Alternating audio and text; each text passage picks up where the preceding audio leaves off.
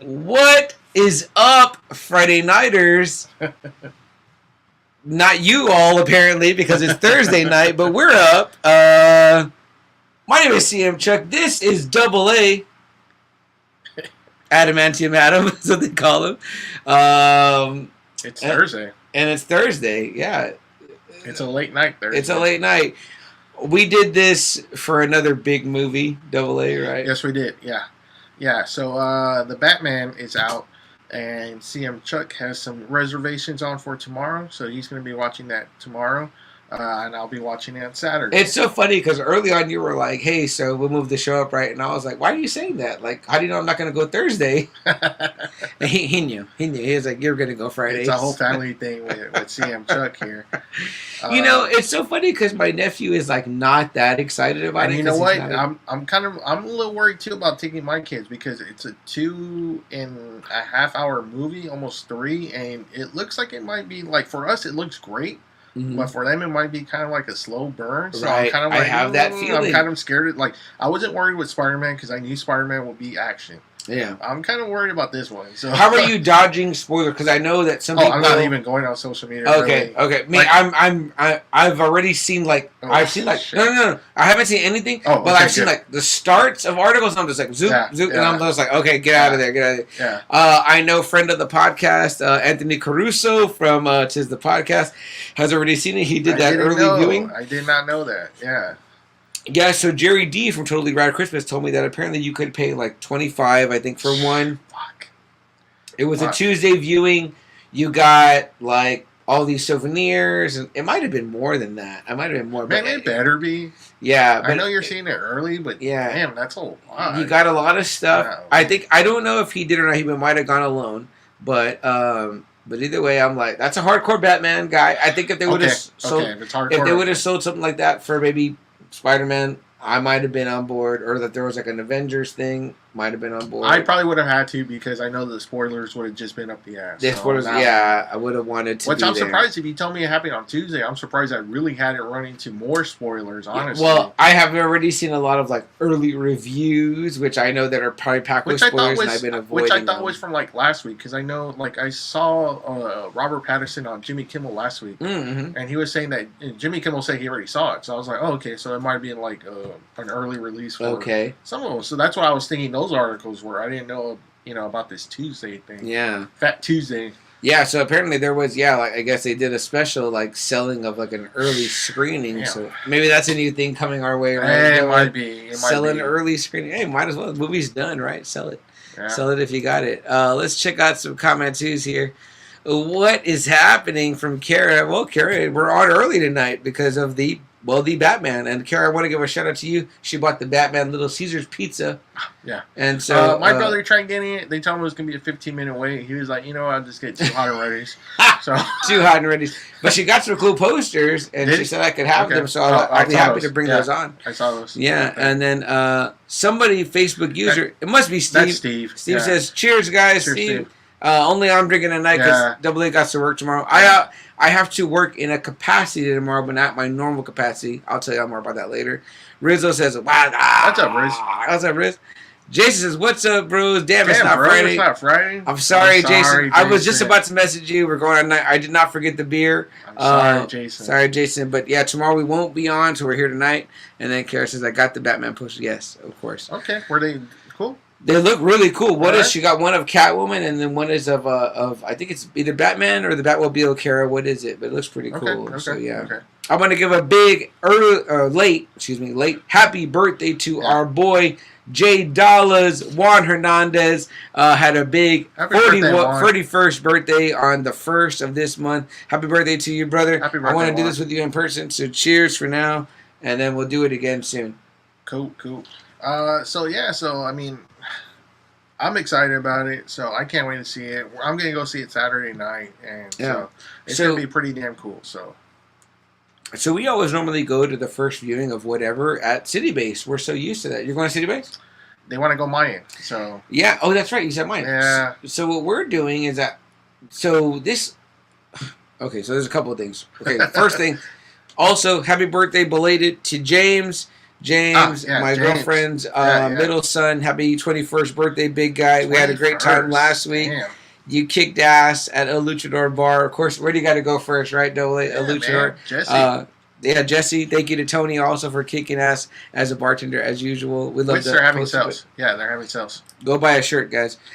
He had a great time. We had a great time with him. So happy 21st, James, again. 21st. Damn. Golly. Other thing is that, what were we just saying before that? The Batman stuff? Right, the Batman stuff.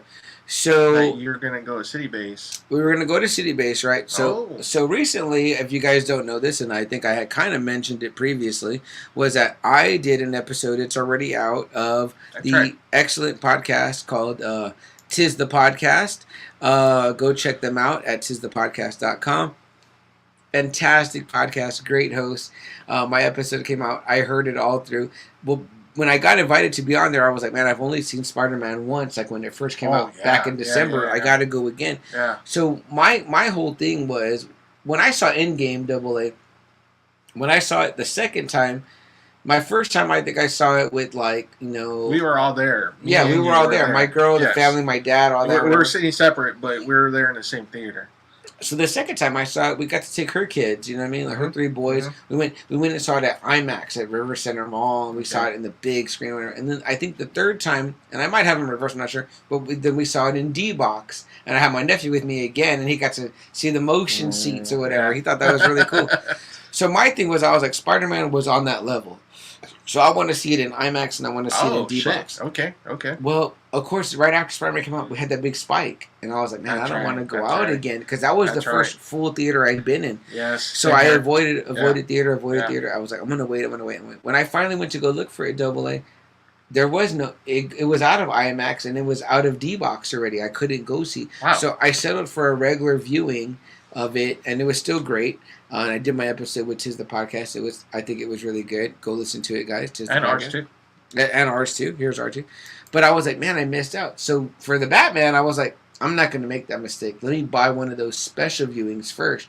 So we got tickets at the Cinemark McCreeless, the old school, right? The local, because they have D-Box seats there. Yes, they do. Yeah. They're one of only two theaters in San Francisco. Yeah, the only other one is Santico Silverado. Ooh. Man. And so that's over there like 1604 and whatever. But yeah, I thought Palladium had it or something, but they said no, only those two are left. Apparently, I guess it wasn't a big hit. But if you know D-Box, it's the motion seats, like as the car's driving, you're moving. My cousin said that if you're watching a horror movie and you're watching D-Box, that's probably the worst thing to do. Worst, okay. Because you feel the vibration before it happens. Oh. You know the stabbings before. Yeah, so it was kind of like, oh, something's going to happen. Okay, interesting. I'll be looking out for that now or whatever. But yeah, so my nephew loved it the first time. Well, I think we saw it. It was Endgame, and so he thought that was so cool. So he wanted to see this one in that, since we missed Spider-Man in that. Because I offered him IMAX, and he was like, I didn't care for the IMAX. Yeah? I did not care for it. I saw Last Jedi there, and I didn't think nothing of it. River Center? Yes. Just a big screen, right? Yes. I was like, really? This is what everyone's fucking, like... I know people talk about the race shows and all that, but I'm like, how can I even tell? I can't even... I didn't like the seats. Yeah. I didn't like it. Okay. So, well, we're going to see if the motion is fun enough to be like, okay. Like, we're not big fans of 3D. Are you a fan of 3D? No, I'm not. I don't like wearing the glasses. You know, I want to see the regular colors. It's fine. It's fine. It's a really cool experience. If you've never seen it, if you want to, go do it. But I'm not a fan of 3D. So yeah, Kara says he's in front of the Batmobile. He's in front of the Batmobile. That's right. Wait, y'all are a day early. Who is that says that we're a day early? Yes, we're a day early because, you know, when a big movie comes out like this in the world of pop culture, we got to get out ahead in front of it. And in this case, it's The Batman. It's coming out tomorrow, if you guys don't know. Robert Pattinson, Colin Farrell, what's the kid's name? Paul Dano. Paul Dano. Which I'm very excited about. Love him. Yep. Our boy, Jeffrey Wright. Jeffrey Wright as Commissioner Gordon. Who we Another Commissioner Gordon. So yeah, we love him as the Watcher. Yeah, I love Jeffrey Wright. I like him in the Bond movies. He was excellent in the Bond movies. And yeah, so everyone's like, okay, Friday night, y'all going to do the Batman, right? Because it's the Batman. I'm like, no, it's the night the movie came out, so we're not going to do the Batman on that night or whatever. But we're gonna throw down a challenge here right now. Double A, are you ready for this? Yeah. Go ahead. All right. Yeah. We want to invite tonight, guys. If you're watching this episode or listening to this episode tomorrow or the day after, Anthony Caruso from Tis the Podcast. You are invited, sir. Jerry Davila from Totally Rad Christmas. You're invited, sir. Lucky and Joe from Now Watch This. You're invited. And I'm even going to throw out an extra special invite to the two boys, Nene and Brandon, from over at Let's Talk Geek for a Sec. You guys are the newcomers on the scene here. You don't know what's up. Yeah. Let's come out to, let's do a virtual meetup. And maybe if it's okay with Double A, maybe we get a few of you that are local in the studio possibly. Let's do Batman next Friday night live right here on Facebook, right here on YouTube live, and let's talk the Batman with Double A, CM Chuck, the Batman. You guys are going to do all of your own episodes. I know you are. You're going to go record them early. You're going to record them tomorrow. You're going to record them Sunday, Monday, Tuesday, Wednesday. But live, you're invited tonight. Tonight, we're inviting you to talk it next Friday, the Batman. We're going to cover that episode one way or the other. We're saying it here and now. Come on and talk it with the best pop culture podcast. I don't know. Maybe you're the best. I don't know. You got to come on and talk. We're throwing down the gauntlet. The gauntlet is thrown down right now. So there you go. Okay. Come and talk it with us. What else happened, Double A, in pop culture news this week? Adrenalize me. It's been too long. So a lot of people are kind of excited about this. This is kind of going to our wrestling fans here.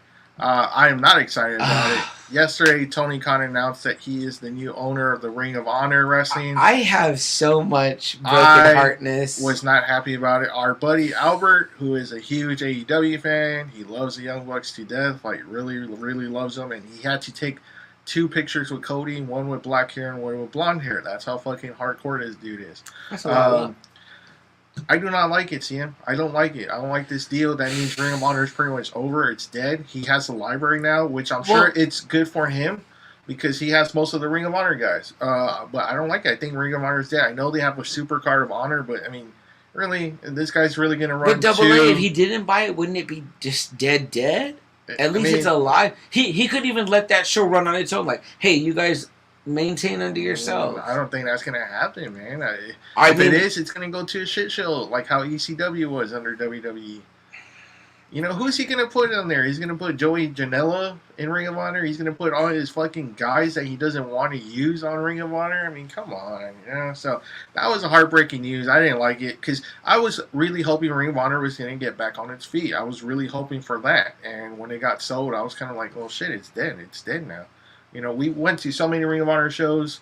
We met so many wrestlers there. So, I mean, Ring of Honor to me was like the purest of all of them. It was for so long like the best number 3. Yeah. Like and it at was one time like, it was number 2. Yeah, it was number 2. Yeah. At one point they had the Bucks, Red Dragon, Jay Briscoe, Adam Cole, Roderick Strong, all the guys that you're seeing in the main events for both organizations. They had them under their banner at one time. Double A, let me ask you, what do you think it means for those guys, those wrestlers that potentially were going to lose their jobs? Does it mean that they get to stay employed, get to make money? No, so Beer City Bruiser actually came out and said that most of the old guys that were there, they're not under contract. So they still don't have a job, you know? I mean, you're talking about, like, Matt Taven, The Kingdom. You know, you're talking about, you know, the women that were there. You're talking about, you know, the Beer City Bruisers. So Khan's not out that far ahead of it. No. So, I mean, so that was kind of disappointing. Yeah, that sucks to hear. Yeah. That sucks to hear. Man, I don't know how to feel about it. I love Ring of Honor. I want Ring of Honor to exist forever. Great organization. If you ever seen the movie The Wrestler, Ring of Honor. Right. I just saw it actually today. Yeah, Ring of Honor is the organization they wrestled through. I would never probably own like a shirt that just says WWE, but I own like a straight up ROH thing, you know. And then the back it says "This is wrestling," which is absolutely fucking true. And that was always their thing. It was wrestling. Dude, the code of honor, the handshake, you know, that was so fucking awesome, man. Yeah. And Double A, I owe all that to you, man. Knowing even about Ring of Honor, one of the greatest wrestling organizations of all time, of ever. I really, really hope that Tony Khan maybe gets a separate manager to manage it and then run it. Honestly, I think he just got it for the library. Man, I think that's all it was for. That sucks. I hope not. I hope he's smarter than that. Jason says, what's going on this weekend? This is what I wanted to tell you. I forgot.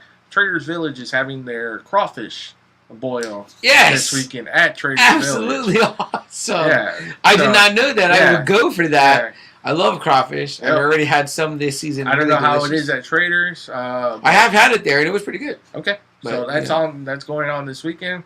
The Batman, obviously, this weekend. What else?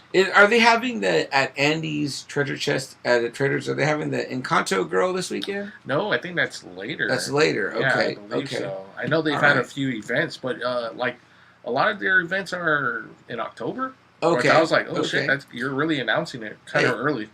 Jason, if you like crawfish, go out there and get yourself some. I actually saw some guys that are in some of the toy seller groups I'm in. They were out at... next weekend is that one. The next weekend is the girl from Encanto. Yeah. Okay, but some of the toy group guys were over at the Mission... Really? On Wednesday, because I forget that that flea market's open on Wednesday. Yeah, it's on Wednesdays. If you ever want to hit up Wednesday. And it was beautiful weather, so it would be a perfect time to go out. Other than that, Jason, I don't have anything else that I think I know is going on this weekend in particular. But, the other big news, I guess, AA, is that I guess we now know that the Netflix Marvel shows are going to Disney. They did pick them up, which was cool. Charlie Cox says he doesn't mind doing a PG Daredevil, which I'm sure is still going to be good. Oh, yeah. You don't have to make it a hard rated R for Daredevil. Yeah. You don't have to do that, you know? Yeah. So that's awesome. I'm glad they're absorbing everything. I heard even the Punisher's going to come, and I heard that Disney's going to add like a select MA rating because those shows are more mature. So that's good. You know, it's good. You know, Marvel's not stupid this time. You know, when they were going bankruptcy, you know, they were selling properties left and right. Now they're getting all their characters back. Under one roof. Yeah, again. And that's the thing, though. I'm like, come on, Disney. Like, how long were y'all gonna ride that tip? Like, it's like, you know, like you're gonna have some. I'm sure that when they looked at Marvel's contracts, they were like, oh, fuck, man, you guys. I'm sure they were like, fuck, you know. Right. You gotta have to have some slightly more mature content for like, you know, like if I'm an adult male that's not into sci-fi and like The Mandalorian, why am I buying you? Yeah. Yeah, okay, now I'm not going to go to you to watch, like, the fucking that I get on, like, Game of Thrones and HBO Max, and I'm not going to go for you for even the F word, the fucking F word, or whatever, okay? I'm not going to go to you for that, but it's like, you've got to have maybe some violence, which maybe, like, the Punishers, because even those Netflix shows weren't over the top with the violence or the sex. Well, the first few episodes of Jessica Jones, I was kind of like, oh, shit. Because I had my daughter watching. So but there's no titties, though, right? No, but it was a hardcore sex scene. Yeah. The sex is hardcore implied. But shit, I mean, that's not even close to what Game of Thrones has. I mean, like, True Blood, those shits are, like, hard. Like, there's, like, the titties are out. Like, there's really going on in them shits. You know what I mean? So, a good move for Disney. I mean, like, you got that's smart. That's the hard thing about calling it like Disney too. You call your fucking platform Disney Plus. I'm like, well, geez, like it's just so associated with the mouse that it's like, okay, this is the bubblegummers. You know what I mean? I mean, yeah. They could have even called it like D Plus or the D Network or whatever. They didn't. You know what I mean? Which, of course, the D sounds kind of like I get it now that I'm saying that. But. Yeah, because I make the jokes with Big D with Dallas. I tell a lot of my friends like, yeah, you want Big D, yeah, whatever, So, but no, I mean that is a good move. The properties are all hot now, and obviously they're never going to get Spider-Man back.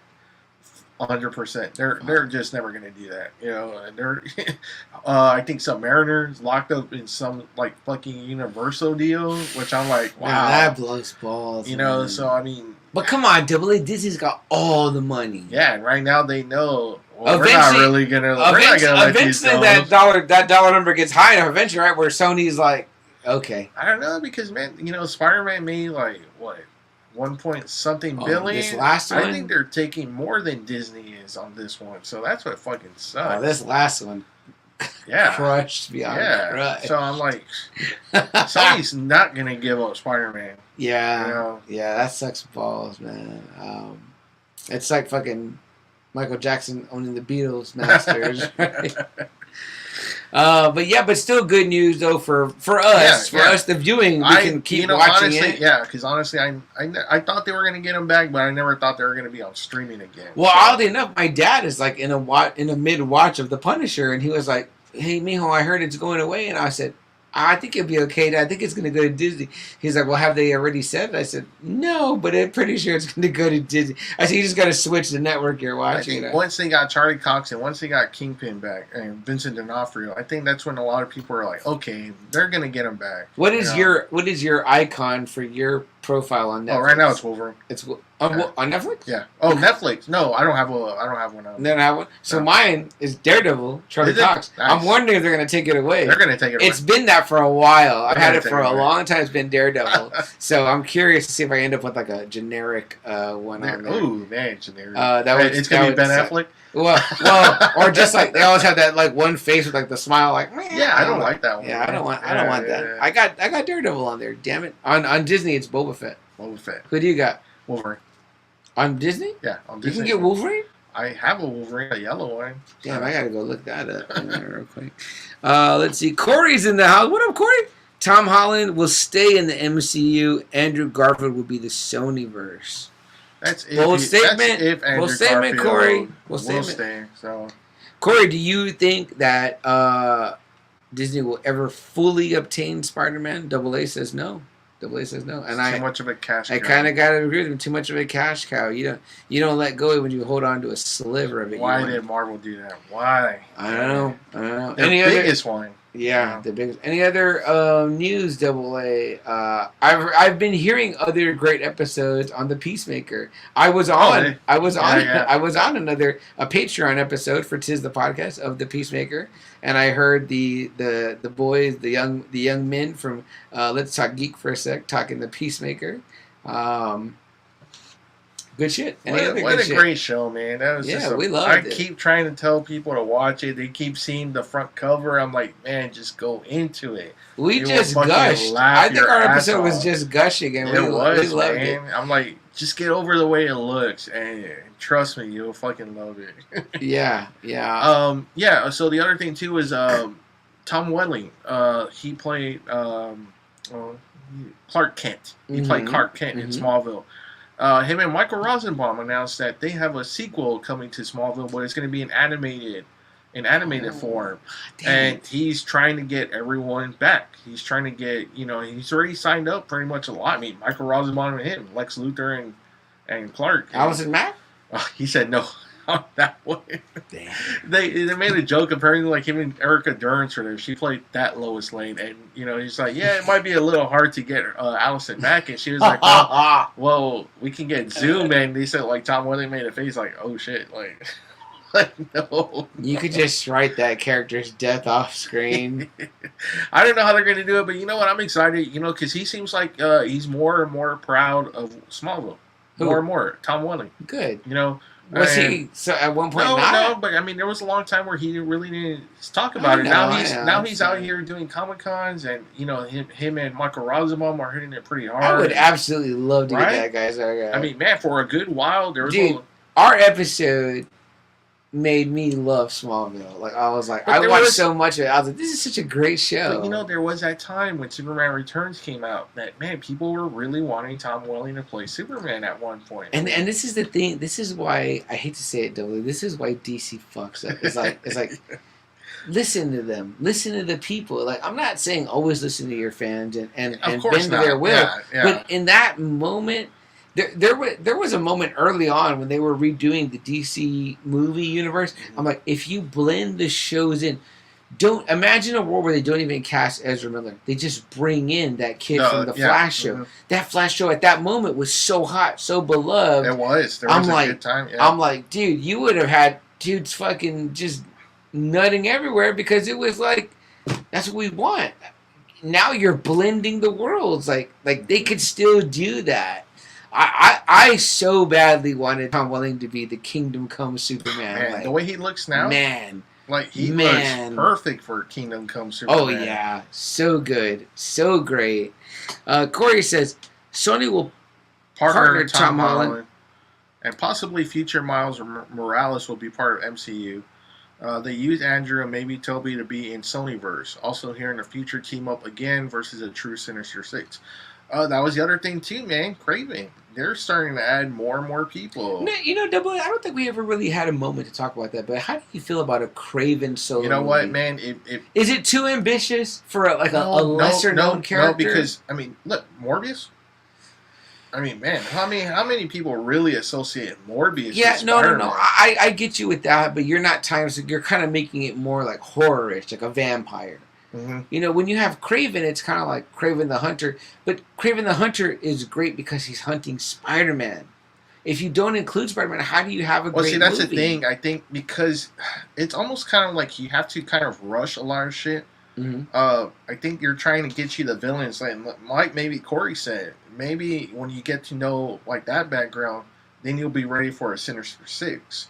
I mean, it does seem like it's setting up for that. Morbius, Vulture. Yeah. Michael Keaton's in the Morbius movie. That's right. That's right. As the Vulture. And then everybody was like wetting themselves thinking that was Craven in there. Remember? Everyone's like, oh my God, it's Craven. Oh my God, it's Craven. So, right? I mean, people were creaming themselves on that. Oh, well, that was pretty clear. The big thing and then the spear. People were excited about it. So, that was awesome. You know what? Russell Crowe's in there. They said they already got, I don't know the actors, but they're saying they got an actress for Calypso. I was like, man, Calypso. That's badass. I was like, damn, that's badass. That's really badass. You know, so, I mean, I'm hoping for a movie. I mean, that'd be cool. I'm glad they're kind of doing the villains. I mean, Venom, Morbius. If you're going really for do a Craven. Yeah, if you're going for like the kind of like build it up before type approach, then I think it's fantastic. Mm-hmm. That's fantastic. You know, but again, I guess I wonder about what is the plot for Craven the Hunter. That would be hard. I don't know story. Because you got to make him a clear villain. I don't know how you go about it. In the end credit scene or whatever, you have to have him be like, you know, like coming to New York, what is the Spider-Man? Right? You know, Yeah. Like, you've got to see him like web slinging or something like that. Like, you know, like, no, I want to kill that. You know, like whatever. You know, like. I mean, my thing would be if you're making a villain movie to always look to Split as that villain movie, because man, that is like one of the best villain movie I've ever seen is Split. You know, I mean, man, it was just dark, it was scary, and at the end, I was, you know, when I found out it was part of Unbreakable, I was ready for Bruce Willis to kick his ass. Yeah, you know, I was like really hoping for that 1-on-1, which we didn't get really in Glass, but still, it pumped me up enough to where I was like, holy shit, like, I creamed my pants. I told my wife, I grabbed my wife like this. I was like, it's from fucking Unbreakable. I was like, holy shit. I was like, man, him and fucking, you know, Split, Unbreakable. I was like, shit, they're going to fucking go at it. Like, I was ready. I was ready for Bruce Willis. I can remember. If they could make me feel like that, where I'm like, oh, man, him and Spider-Man are fucking going to go at it. They got to capture that feeling. Yeah. This is what I have said for a long time, because before the first Fantastic Four movie came out, if I'm correct, timeline-wise, excuse me, The Incredibles Part 1 came out. And as I watched The Incredibles, I think I saw it in theater. I was watching it and I was like, this is a really great team movie. Yeah, and somebody was stretchy and somebody was strong and somebody, I think, had, was speed. It was invisibility. Invisibility, yeah. The brother had the speed. The dad had the strength. The mom was the stretchy one. And then the son, the baby, was the it was kind of a mix or something. It was kind of a mix of powers, but firepower was kind of there. But then he turns into like a monster or something. But for the most part, what I noticed about it, Double A, was I was like, the use of the powers. And I was like, it was pretty ingenious. It was very, very clever. Yeah. And I was like, if I was Marvel, this is what I thought. I was like, if I was Marvel, I would hire this director and writer to do my Fantastic Four movie. And then when I saw the Fantastic Four movie, I was like, you extremely fucked up. Because The Incredibles was a much better family Fantastic Four movie. And I mean this by leaps and bounds better. Like, yes, it was. Way That's better. at the time when they still really weren't taking the comic book movie seriously, though. I would imagine that somewhere someone has done a super cut where they put the Fantastic Four uniforms on The Incredibles and put in some music and made it. And I'm like, yeah, that's a better movie, because it is a vastly better movie. Corey says, oh shit, what do we got here? Pretty much he's saying about the Craven movie, which we're talking about. He says also big rated R movies are in the works for Disney. Very interesting. He goes, he wasn't prepared today, but sometime tomorrow, he said he'll post some news on our Facebook page. Okay, great. We're looking forward to that. And he says also the new rumor is that Jackman will not be in the Marvel Universe, but we are getting the new Wolverine. Yeah, I've heard that before. Okay. I don't know how much, I mean, maybe he would come out and cameo. He says he loved playing the character, but he hate getting in shape for the character. He said it was just like a big fucking toe on his body.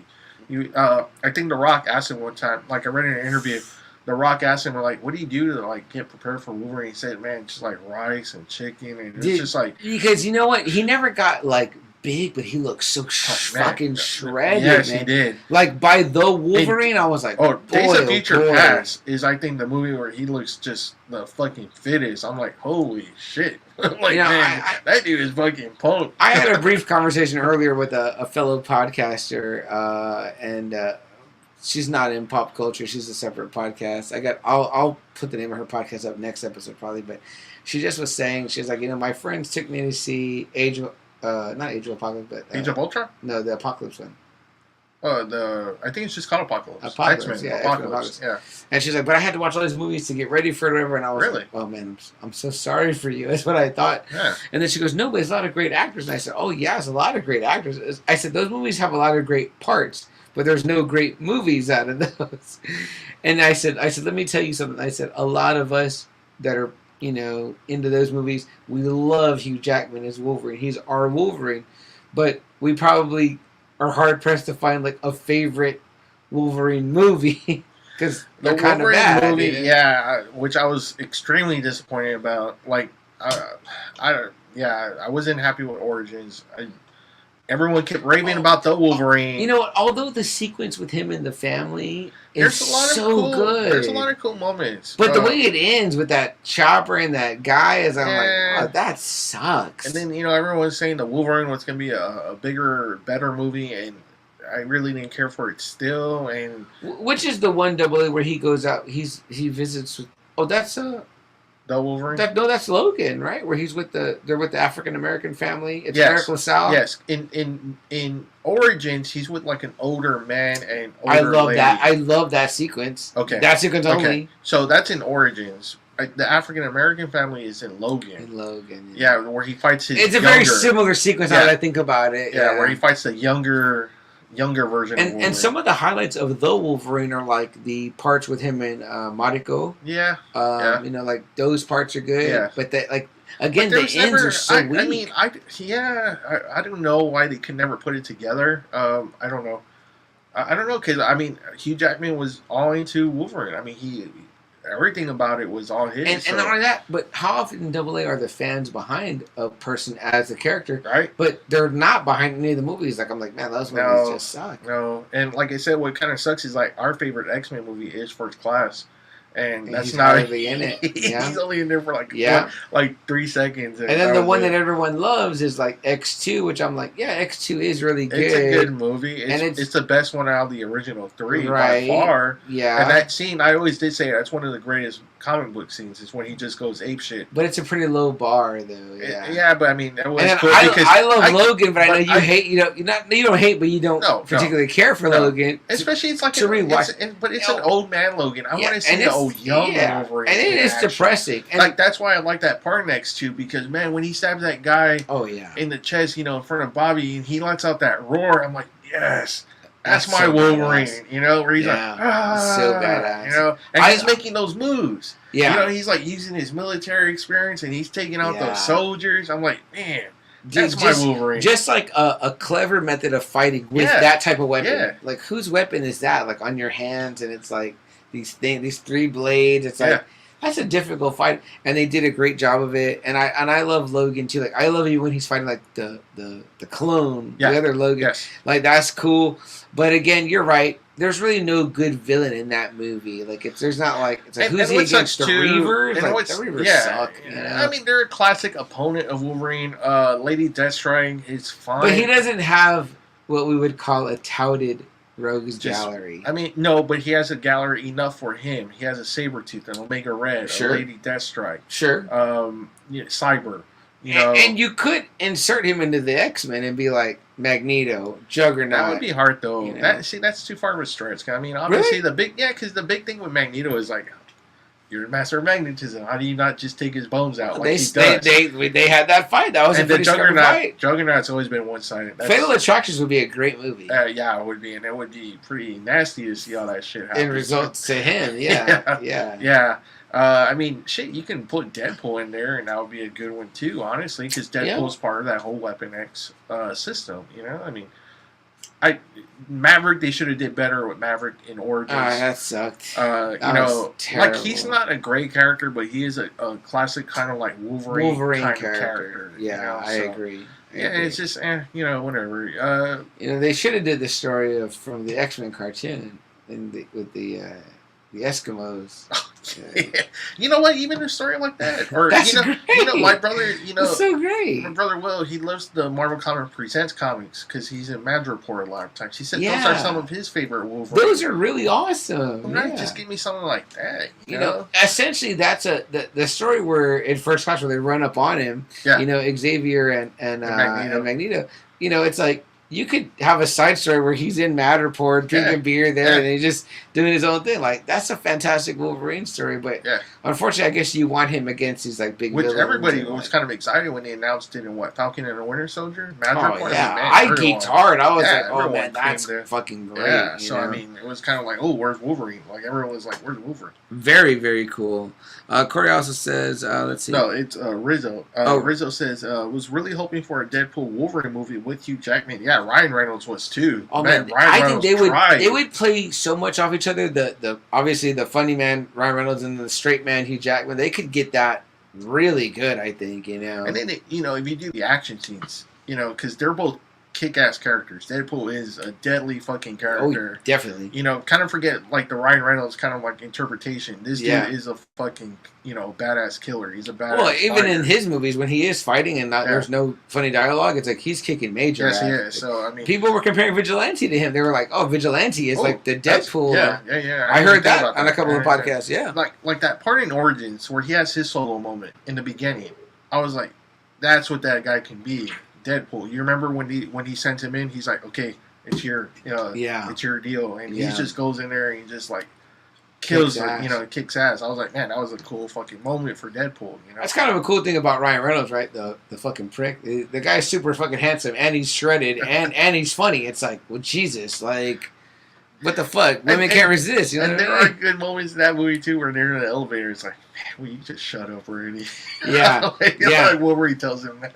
In that movie, there are moments. Yeah, it's like in that one. It's very I love seeing the Weapon X, but I love seeing the Weapon X stuff, the Stryker stuff, the Wolverine, the other guys, Deadpool and everything. I remember even initially watching it and being popping over like someone like, oh shit, that's like Emma Frost, the diamond. I was like, oh, that's kind of cool. You know what I mean? So, and then it was kind of funny too because like I really wanted to like it too because they were finally introducing Gambit, and I was like, man, because Gambit was like my number 2 guy. I know.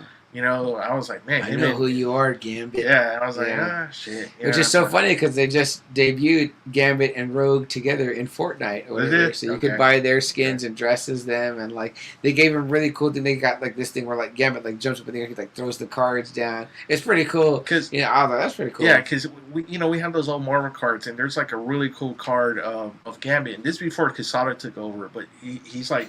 His eyes are fucking red, and he has a fucking cigarette in his fucking mouth, and he just looks fucking badass. Dude, Gambit with like the big hair out of the top. I mean, it's so cool, man.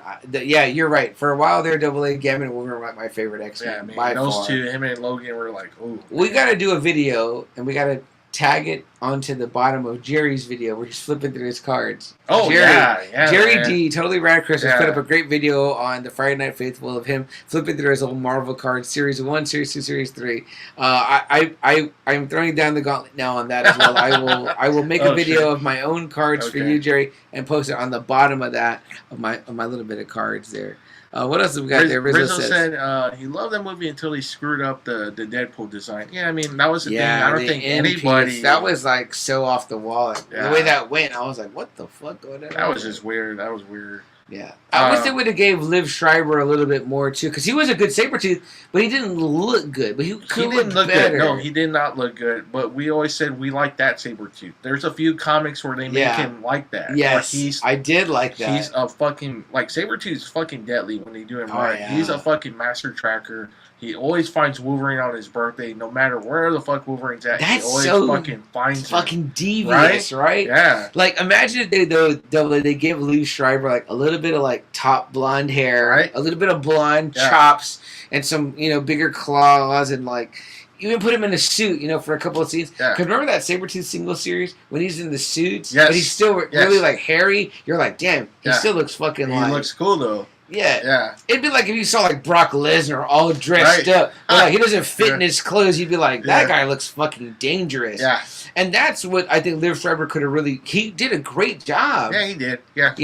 But it didn't look that great. It didn't look good. Yeah. It needed to look better. Yeah. The whole just trench coat thing was just kind of like, because Sabretooth's flashy. Right. He's a flashy motherfucker. Right. The blonde hair, the white eyes, like there's so much you can do. He with loves that. being a fucking mutant. He loves fucking killing. Yeah. He loves, embracing the animal. I mean, you could really write a good story where you have him as like maybe a Magneto number 2 or number 3 or whatever. As much as Magneto loved Mystique or whatever. Well, you know what? He let the Marauders. That's right. Mr. Sinister sent him out to go kill him. Yeah. He sent Sabretooth. Sabretooth was his guys. There's that aspect too, right? Here's a guy that loves killing Sabretooth. He just loves it. He just embraces everything Wolverine does. Everything that Wolverine tries to hide, he just fucking openly just like, nope. Yeah, very cool. Rizzo also says... Jim Lee and Channing Tatum had a run-in at the Batman premiere. Jim was saying that he regrets or wishes they could have made the Gambit movie happen. And I was like, nah, bro, he was never the right choice, in my opinion. I always agreed. I like Channing Tatum's build, but I never thought he was going to be a good Gambit. I think with like Gambit needs to be like his size, like the way Channing Tatum is, because Channing Tatum is cut. He's a big dude. But I never thought. I would have wanted somebody maybe taller and lankier. However, I do feel Cajun or not, because I think he's from New Orleans. Channing Tatum, Oh, is it? I think so, yeah. Because his restaurant is in New Orleans. I ate at his restaurant on Bourbon Street. Well, remember too, Gambit. One of his mutant abilities is that he's supposed to be a natural athlete. Remember? Right. Yeah. And so I would think that. I think we've all learned that any actor in the right hands of the right writer and director, you'd be like, oh shit, they were fantastic at that or whatever. You got someone like Ryan Reynolds, it's like a natural Deadpool. Yeah.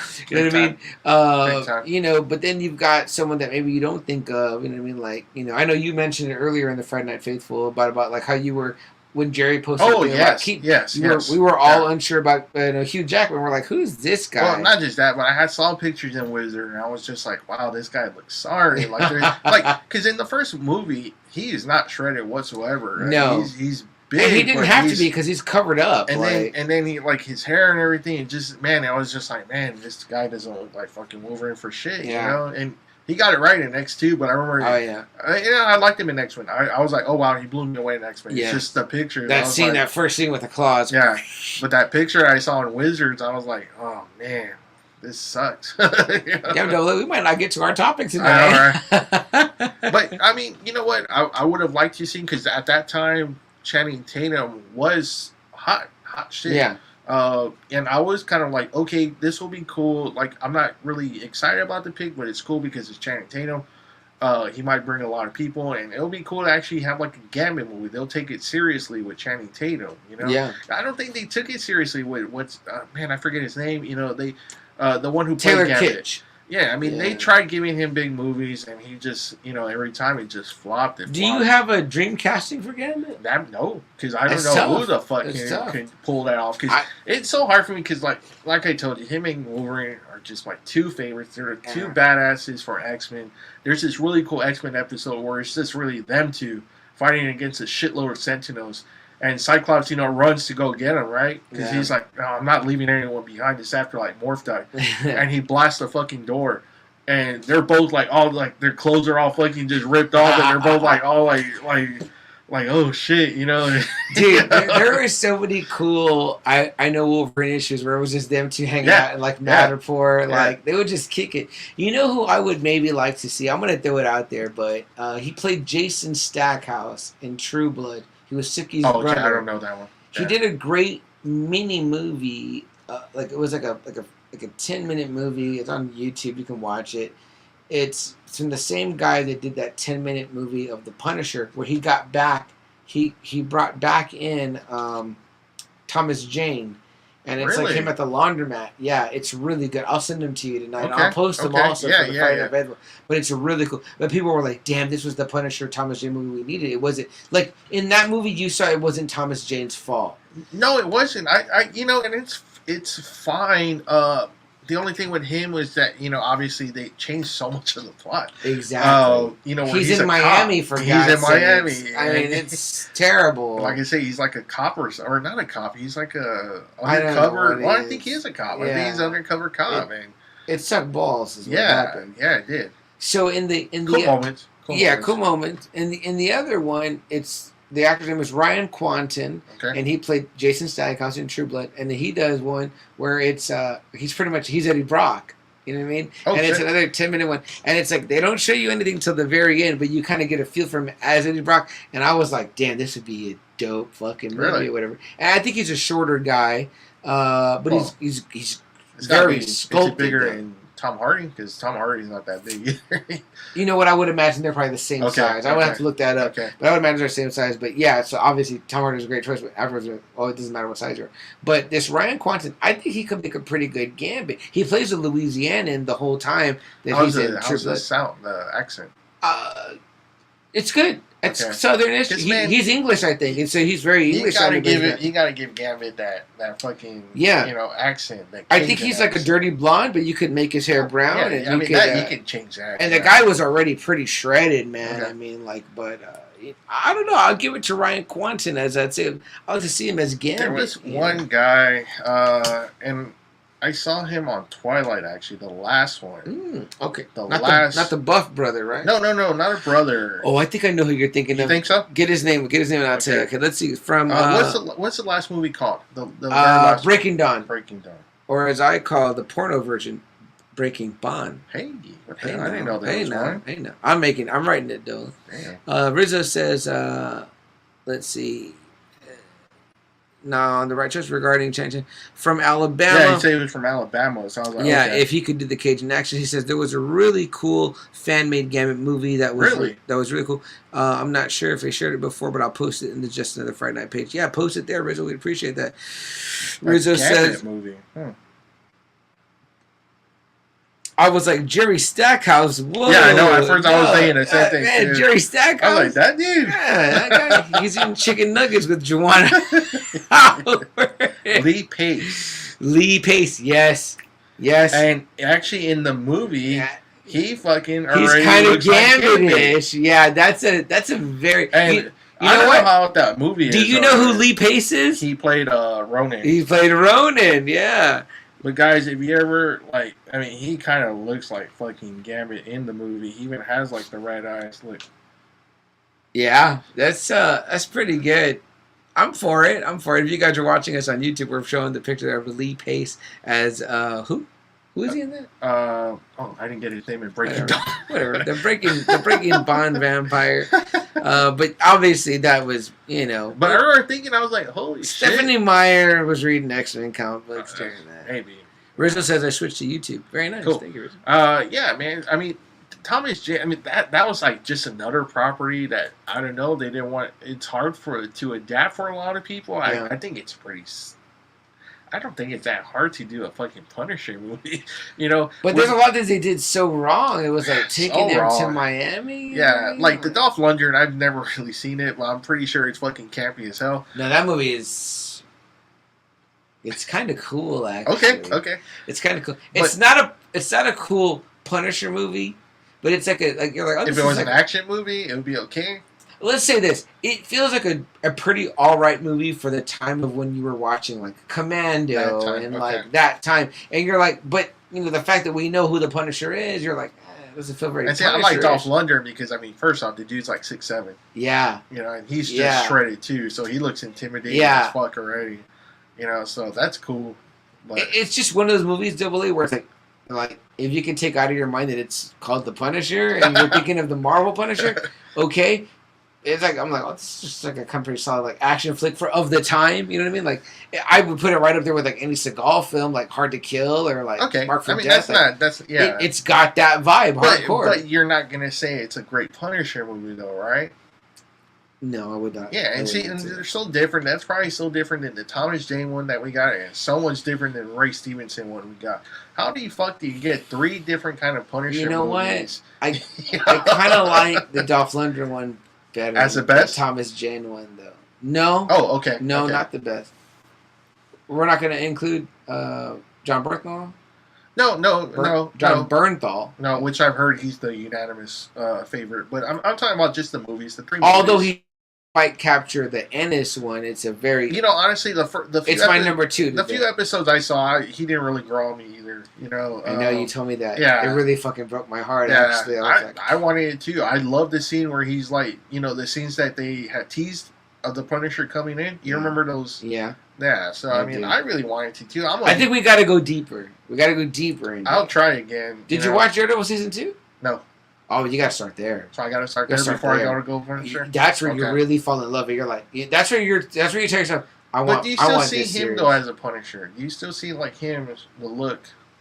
Yeah. Really? Yeah. Okay. Yeah, he really captures like the Marine aspect, and like you gotta like modernize it because you know we always think about Frank from Vietnam, but that doesn't make sense now. No, not anymore. So not anymore. You know. Then I was gonna ask you that too. If you were to do a Punisher movie, how old would you get the guy as an actor? Would you get him in the late 30s, early 40s at least? Because you know, they always kind of draw the Punisher kind of like he's around that age. Yeah, like he's already like no matter where he's at, no matter what you know decade it is, they always make him seem like. Well, that's what I mean though. Look at that right now, right? Like the first Gulf War was already what 20 years that's already ago, 30 years. 30 years ago. Yeah, so it's almost, like you're like fuck, okay, you know, like okay, you know. Plus, you can always make it saying like, oh, he was. No, but you know how like Bond, you always have to have like a guy in his either late 30s or early 40s. You know. Yeah. You always have to have it. Would you do that, or would you get someone younger? Like, I'm pretty sure all those guys that we just mentioned already, I'm sure Ray Stevenson's probably like the oldest. I'm sure Thomas Jane was already in his 30s at that time. I'm sure John Bernthal is already like in his late 30s. Yeah. So, I mean... And it's so funny, too, because to me, Ray Stevenson really looked like a... He looks like a Garth Ennis. Yeah, the Ennis. You know, a Tim Bradstreet drawn, you know what I mean? Big time. Oh, fuck. You know Big time. And a big fucking brute, right? You know, man, I kind of wish we would have got a few more of that one, you know, him as the Punisher. But, yeah, I think you got to make him about 35, 40, and you got to just Ennis gave us so many great stories that you can pull out. I'm sure they can fucking do one of those stories. You know, if you're not going to include him in, like, the rest of the Marvel shit, you could just do a story time period piece and make it from Vietnam up to the 80s, and it's still a very, very vivid story. They've already done that already. Yeah. With some of them. You know? Yeah. Captain Marvel was supposed to have taken place in the 90s. Right. You know, so imagine this: you've got Punisher running around the streets of the '80s, or whatever. But what's cool is that, like, in some of the Ennis ones, they talk about it, right? Where they're like, "Man, this guy must be like 60 or whatever." Where you're like, "Damn, he's still doing it." Yeah. It's almost kind of cool because it's almost like there's something else possessing him to like he remains. Yeah. You know, like he is in many ways a spirit of vengeance. And they've made him already that. Yeah. You know, and that's cool too. I like that too. We're not getting into a topic tonight. It's fine. I'm fine with this. I like this too. Fine with this, we don't do this. No, we should do this. We should do this. When I have to do like a solo, I do this. I'm just like, there's no topic. We're just gonna chat. You know what I mean? But I mean, we love the Punisher. We've done about 3 episodes of the Punisher. Yeah. I mean, we love it. Maybe it's because of our love that we're just like really want to fucking. If this guy told me, let's start the Garth Ennis run. Let's make a new podcast where we read each issue and just go one by one. I would say I will 100% do that podcast with you. That would be fucking fantastic. I mean, that's how great that. That's how great that run is. Yeah. If you're missing that run in comic books, you're not reading comic books. And it's weird because like my brother owns like few select collections, and that's like one of his few collections that he has in his fucking bookshelf. If you don't read, know, and respect the Garth Ennis Punisher as the definitive Punisher, you should just take a shit, wipe your ass, but wipe from the front, from the back, right up to the front. Wipe shit all over your nuts and your dick, because that's how wrong it is for you to like it, not like it. Not like that's it. how great it is. And I would That's actually a fantastic podcast premise, is to just read the Garth Ennis run of the Punisher. I mean, and why not? I mean, most of the X-Men stories come from one place, the Chris Claremont era. Mm-hmm. We really have never That's seen actually an a great X-Men premise for any podcast, right? Just read the series. Read a series, Read the series. Read the run, you know what I mean? Go through the run. Go through just different runs. I'm sure there's a podcast probably doing that. But, I'm sure there is. Rizzo says, what does Rizzo say, Double A? He goes, they painted on the 5 o'clock shadow on Dolph Lundgren. And I would have liked Berthon more if I never saw him as Shane in The Walking Dead, he says. Does that play a part? Not to me. Nope. It didn't mean that. I thought he was a great Shane because he was a great asshole. And then I thought he was a great Frank Castle because I was like, man, I love you as Frank so much. I'm not going to lie. I wish it would have kept him alive longer in The Walking Dead. Yeah, Shane was a good Shane character, yeah. It's so funny to talk about 5 O'Clock Shadow, though, Rizzo, because I was just... I've been behind on my Superman Lois show. Oh, and I caught up this week. I'm still not all the way caught up. I think there's 5 episodes out. I caught up about 3 episodes. Oh, shit. But I'm like, man, that Tyler Hoechlin, man, his shit really grows in. Does it? Yeah. So I read a thing on Reddit, and it says, man, they had trouble. He would shave at the beginning of the shoot. And it would but, they said he had 5 O'Clock Shadow by, like, the midday. I'm like, holy shit. So they were like, they just decided to, like, let Superman have, like, 5 O'Clock Shadow, which is a weird look for Superman. It is. I think he's only had, like, a beard, like, a few issues, a few runs. Yeah. Yeah, that's where true. He's had a beard, yeah. I think. And this is funny because it's not like a beard. It's just like 5 O'Clock Shadow. But I'm like, yeah, man, Soup always almost looks like Superman 3. And people talked about that. And there's so many things, though, Double A, him as a dad and this thing, you're like, man, like, I fucking feel for this guy because you're like, shit. And there are little moments where, like, the suit could be tighter because, like, he'll move and you can kind of see, like, the cushion. Wow. And I'm like, oh, come on, like, tighten up, like, get that part right. Yeah. Because he doesn't spend a lot of time as Superman, which is okay because it does exactly what we say, where it's like, sprinkle in your Superman. You don't need like it to be an all Superman episode or whatever, and it's just so fun. And I was actually really impressed because I'm like eager to finish up catching up because it's been so good. I mean, Lois and Clark was kind of like that too, wasn't it? I mean, he was Superman, but it was more Clark, right? Yes, yeah, right? that's true. Yeah, so, you kind of got like you knew you were gonna get like 1 or 2 Superman moments like toward the end. Yeah, Yeah, so it works in that way, and it's more cinematic, so it looks nicer than its other DC shows or whatever. Really? So, yeah, okay. Yeah, I'm enjoying it where it's at right now. Even where it's weird, man. You know, with all these DC properties, and we still haven't really got another Superman movie. That's what kind of sucks ass. I know. You know, and he's stuck on TV, on a TV medium. You know, it's like, man. And it makes you wonder, though, right, Dole? Like, is it the right time though, or like? And who would you get? Do you got to recast? No, I would keep Henry Cavill, but man, bring out his fucking Rose Gallery already. Enough with Luthor. The problem. Enough with that. That's the problem. Man, like, bring out Brainiac. That Red Sun storyline was fucking cool. Where Brainiac brainwashed him. It was you know? very cool. Bring out Darkseid. Cool. Bring out Doomsday. You know. Spoiler alerts for anybody that's not watching Superman and Lois. Turn off now. We'll give you 5, 4, 3, 2, 1. But there's something going on in this season under the ground, and it shows like something seems to be like creating earthquakes, and then you just see this hand punch through, shit. And it looks like a gloved hand. And I'm like, if they're gonna give us a really like slugged out fight with a Doomsday with this Superman, he is a good-looking Superman. And you know what? He's doing the dad stuff really cool, man, because he's having to encounter... You know, just the other episode... Spoiler alert again for Superman. But, like, he's got two twin sons in the show, right? Yeah. One of them's older by just, like, a few minutes, I think. And so, you know... So Clark picks up the kids, the oldest son, and he drops him off at the house. He's got his girlfriend with him. Mm-hmm. He's like, hey, you know, I'm dropping y'all off. I got to go do stuff. He goes to do Superman shit. Fucking saving the world, right? Excuse me.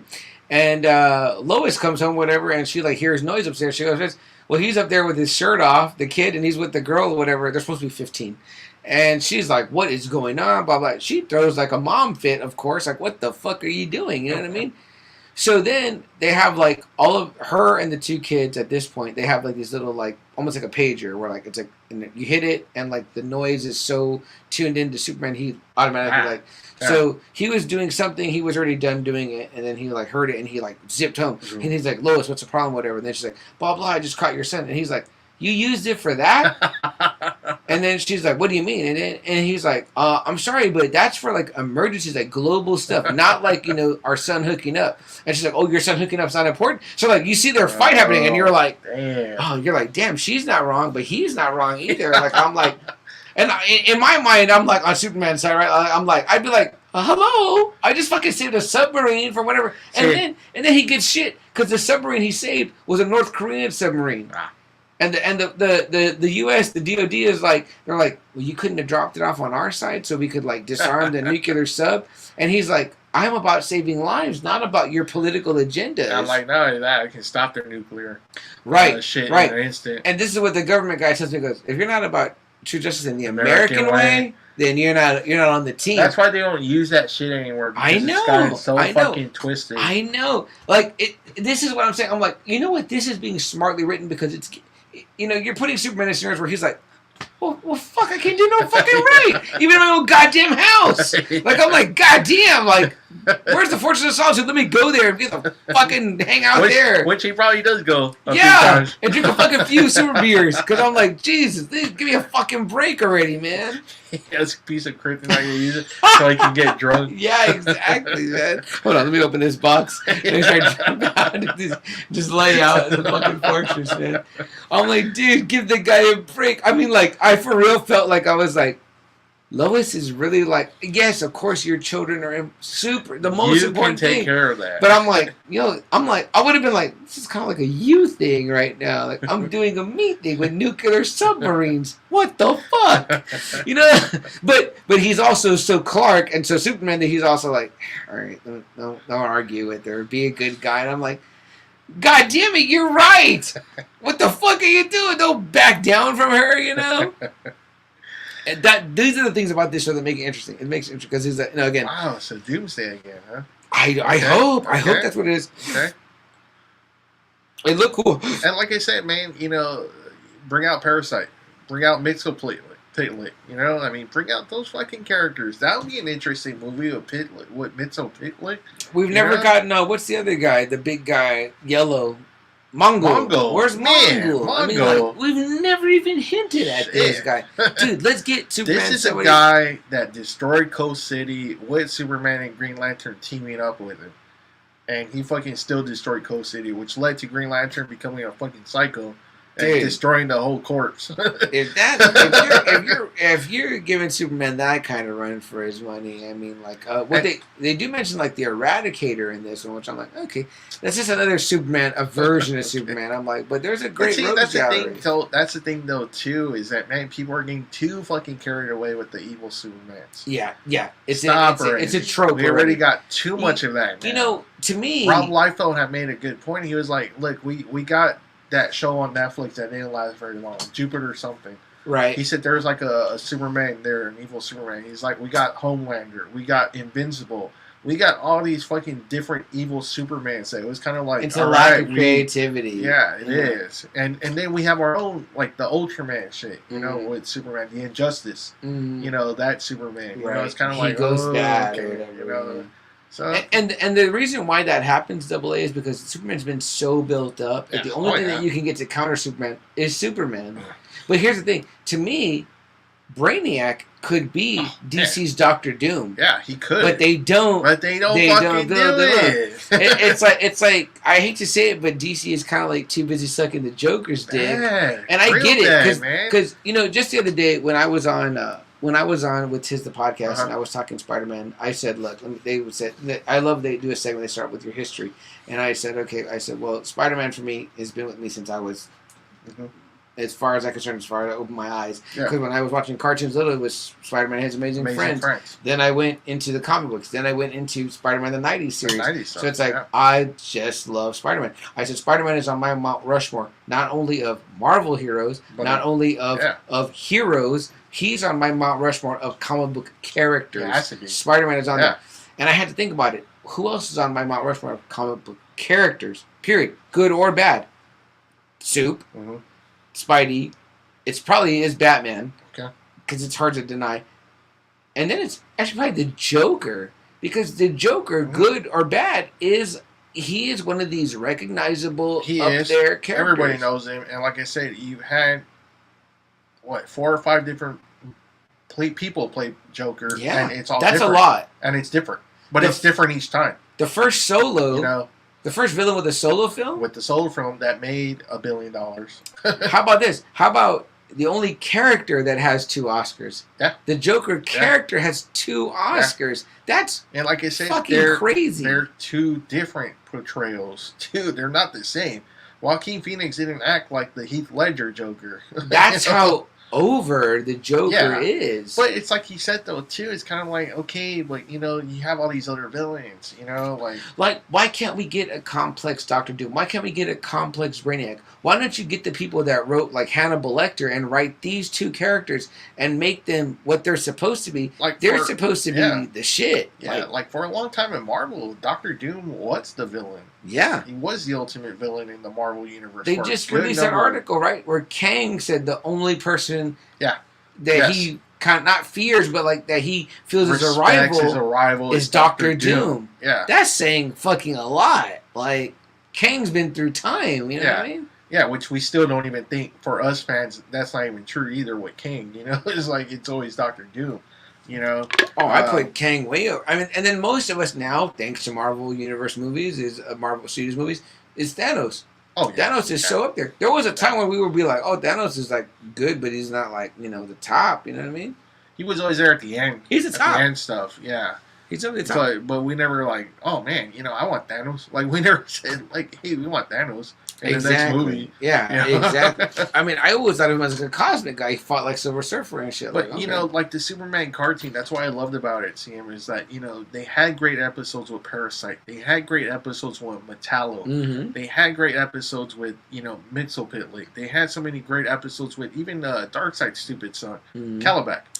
Yes. That was fun. I'm like, man, they had so many good episodes where they wrote Superman right, and it was entertaining. And it's so funny because some studio exec AA might say, you know what? Yeah, guys, I hear what you're saying, but none of those characters are strong enough to be in a one-on-one movie with Superman. And I'm like, here's the thing. What do you do with every Batman movie after 1 or 2 movies? You put in 2 or 3 villains. Mm-hmm. Okay.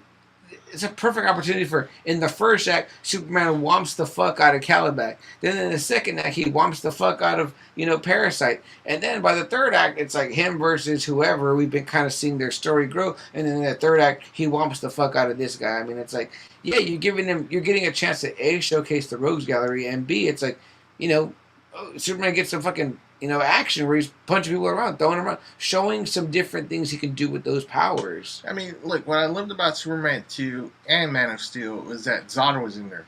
Yes. And, man, Zod was, I loved, what's Terrence Stamp? Terrence Stamp, I like his portrayal, but, man, Michael Shannon? Michael Shannon, I thought was perfect as Zod. Oh, yeah. I would have loved to have seen him more as Zod. Yeah. Man, you can just feel the hatred that this man has for the House of El. Oh, Michael Shannon is a great actor, man. He's but you so can feel great. how much he hated, like just seeing Jor-El again, Russell Crowe on the ship. He was like, even now you can't leave me alone. It's like, golly, and I mean, Zod is a really great character. That's another powerhouse too. And I was really happy that they were starting off with him in Man of Steel. And they even make the chick like really badass. Like, man, she gives him like her name is not Ursa in that. It's not Ursa in that one. I forget what her name is in that one. But man, she, I was like, man, that fight scene was pretty badass. Yes, it was. Like, man, I think that movie is super underrated. But can you imagine him going up against a Parasite or a Mxyzptlk, or like Rock says, he wants Black Adam to go up against him. I mean, man, that'd be pretty badass too. I mean, I'm all fucking for that. Seeing them two go at it, you know what I mean? Just like out brawling. Yeah. That's almost like that's like a Dragon Ball Z type. But then fight you know what though? On film. After all this stuff we're kind of hearing though about DC is like, oh, they got really mad when Peacemaker called Batman a pussy. I'm pretty sure they're going to be like, no, Superman has to win. He has to be the ultimate like badass. He has to be the strong. Instead of kind of going with like the John Byrne run, where John Byrne did kind of lower Superman a little bit. Superman was still number 1. That was never any doubt during the John Byrne run. He was still number 1. He was still able to go one-on-one with Darkseid and beat his ass. Yeah. You know, he just depowered him just a little bit. You know, because he was like, man, these other comics, you're just making this guy too invincible. It's not appealing to the readers anymore. You know, the readers, they're like, oh, you know. There's things you can do though. There's things you can do though where you can make it seem like, man, he barely won or whatever. Exactly. Just like we talked about with in Cobra Kai, right? Where it was like, man, if they would have counted that 1 point for Samantha, she would have won or whatever, but they didn't. Yeah. So it carried on, and then it was like in the long term she lost. You know what I mean? It's like they're making it sound like too hard to do a fucking Superman story when John Byrne had wrote it for a while, a good number of years. He made Superman, a seller again, a comic book seller.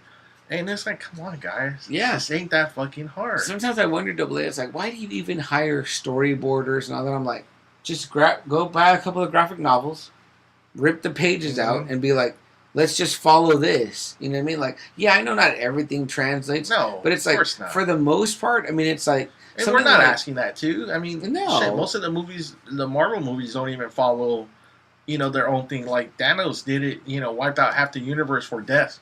In the comics. Which I think is actually a better story. You know what I mean? Like, we said it too. We're like, why did you call the first movie Infinity War? You should have called that one Infinity Gauntlet. Yeah. And then called the second one Infinity War. Instead of Endgame. Like, it fit better. Like, it's almost like there's somebody there that has so much, like, pretension that they're like, oh, I don't want to give the credit to the comic book. I'm like, the work's already done. It's done. It's done. The same thing with Preacher. I thought the Preacher cast was great. Even from what I watched, the things I did like about it, I was like, but you could have took the comic books with this cast and made an even better story than leave out Seth Rogen and fucking Evan Goldberg and just use the comic book story as the story, and it would have been vastly, vastly better. Although it would have probably had to been on like HBO Max or something like that. It needed to be on HBO. Or Netflix, yeah. It really did. It needed to be on a streaming service. It needed to be like The Boys. Yes, it did. Amazon Prime would have been good too. Yeah. What did Rizzo say here? Oh, nothing. He didn't say nothing. Actually, he's just laughing at me. Yeah, man. So, damn, Double A, we didn't really get to our topic. No, but we can still ask a question. Yeah, let's bring it up. All right, go ahead, Double A. Okay, so, there's so many dystopian movies that we like. Yes. Different scenarios. And shows. And shows, too. And I asked CM 4 particular franchises that, I think can kind of sum up the other, kind of like genres. Mm-hmm. It was kind of like if you have like a dystopian future, if you're a time traveler and you had a choice between these 4 fucked up worlds, which one would it be? The first one was the Planet of the Apes, a world dominated by monkeys. Walking Dead, a world dominated by zombies. The Terminator, a world dominated by killer robots.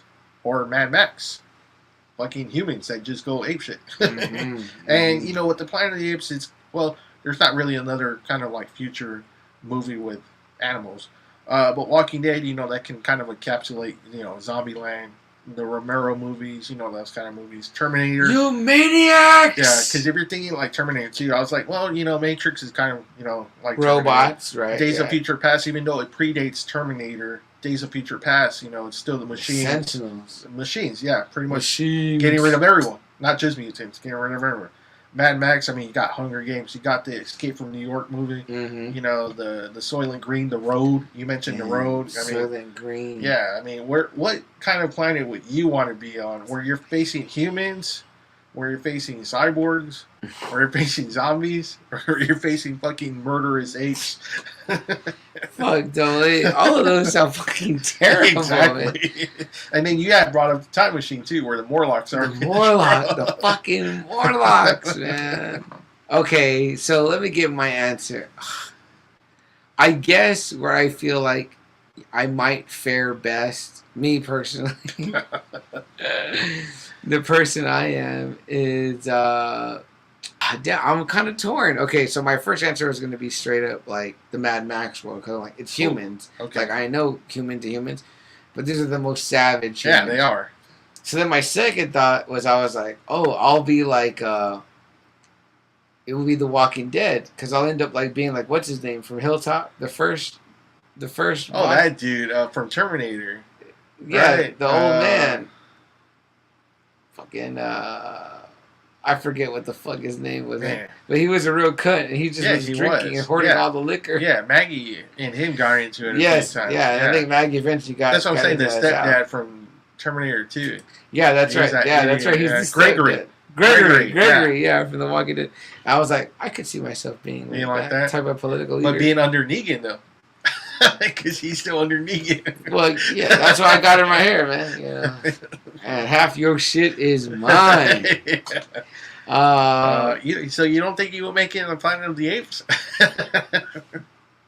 No, in that world, I feel like I'd be like a straight up like janitor or like slave. Like it would be bad. Like I'd be fucking scooping up the monkey shit or something like that. Man, like the Tim Burton one. And the robots, I think I would just be too terrified. That one's probably the worst. That sounds like the absolute worst. You're just a battery to them, man. You're like, and they're just gonna kill you. There's no reasoning, like Kyle Reese said. There's no reasoning. There's no bargaining. Yeah, you can't. You're of no value. You're just like boom. So yeah, I guess I would go. Fuck. And to be honest, I think I'm gonna go with my Walking Dead first. Is the Gregory the life that I can handle the most, and then it would be the fucking Mad Max, the Mad Max world because it's just humans, but then monkeys, and then the worst one, the one I don't want to live in the world ruled by robots, which it seems like we might be on that way. I know, because I was going to tell you. So one of the things that 3 of the movies have in common, taking out Walking Dead, is that they're all ended by humans. Planet of the Apes, it's ended by a big world war. Terminator is ended by a big world war. And Mad Max is ended by a big world war too. It says it too in the first Mad Max movie that's how it all goes to shit. It's by humans.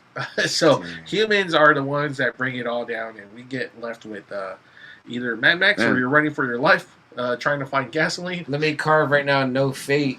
No fate. Terminator, where the fucking cyborgs just zap you off because you're just fucking gonna destroy them. I gotta say though, those cyborgs seem fucking absolutely ruthless. Even the what are they called in the Matrix? They're called the what are they? The Sentinels. Sentinels. Yes. Which they have no mercy, man. Which I love too. Like Days of Future Past is such a great story. It's only like 2 issues, but man, what Chris Claremont and John Byrne did is it's awesome. I wonder if James Cameron got a hold of it. I'm sure he did. It predates Terminator big time. It predates. It's like the early 70s or somewhere. After seeing Avatar, we know James Cameron is not creative. So. No kidding, man. I was like, big hot take is what it was. Yeah. Fuck Avatar, man. It sucks balls. Yeah, it does. I still don't understand how it made that much money. I don't own it. And I don't plan to ever own it. I don't plan on owning it. And you know what? I ain't rewatching it. Maybe ever. So there's no. I'm good for my life. That's it. If my nephew one day is like, we sit and watch it, I'll be like, okay, that's it. That's the only time I watch it. Rizzo back, he said he would do zombies if they were slow. And he goes, yeah, I'm with CM's list.